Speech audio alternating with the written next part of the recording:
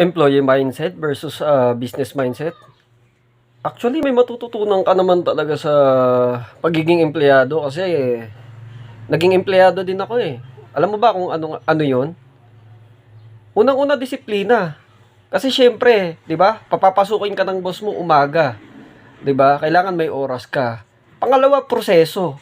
Kaya hindi ako naniniwala na walang maitutulong sa yung pagiging empleyado. Oo, maliit yung kita, pero ang totoo naman, kung ikaw naman yung tipo ng tao na naghahanap agad ng, halimbawa, kailangang pagkakitaan agad-agad at nakahanap ka ng isang trabaho, di ba malaking tulong sa yun bilang empleyado?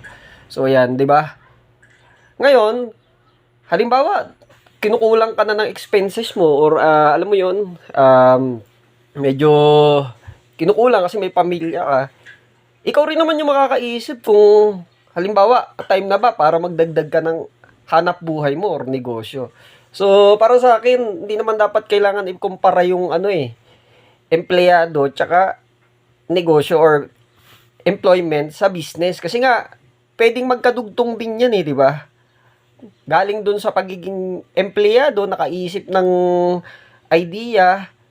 So, ibig sabihin, yung maliit na kita niya, tapos, yung attitude niya na natutunan sa pagiging empleyado, ma-apply niya rin yun bilang isang negosyante. Unti-unti, di ba? Step by step, di naman yan kailangan madaliin Pero ang totoo, di ba, yung tao, kasi yan nagiging calling nila yan. Pag kailangan na nilang magdagdag ng hanap buhay, dun yan sila makakaisip magnegosyo. Kaya, para sa akin, di naman kailangan ikumpara-kumpara yan.